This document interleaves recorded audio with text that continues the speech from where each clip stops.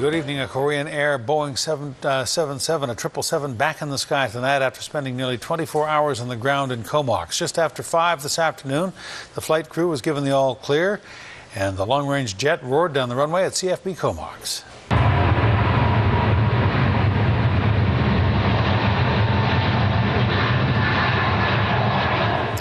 The jet went to Vancouver first to refuel and then departed once again for its original destination of Seoul, South Korea.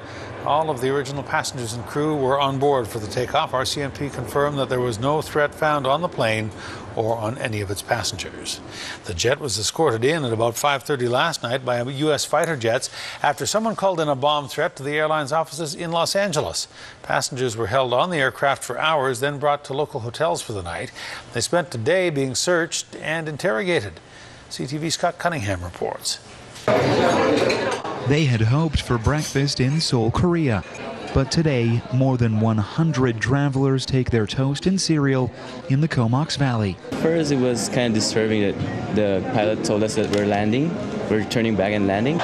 This Korean Airlines jet touched down at CFB Comox last night after a bomb threat was called into the airline's Los Angeles office. Escorted by U.S. fighter jets, the airliner was brought to the Canadian Forces landing strip in the Comox Valley. The flight attendant, they won't give any details of what's going on so that they won't get surprised and get panicked. It was a little bit nerve-wracking, wondering what's actually going on.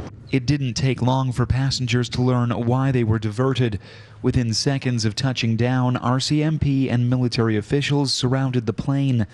The emergency landing began a 24-hour ordeal that is testing the patience of everyone on board. I have missed already my connecting flights to go where I'm going. Beginning at 9 this morning, passengers held up in 2 local hotels are told updates are coming, only to have them pushed back again and again.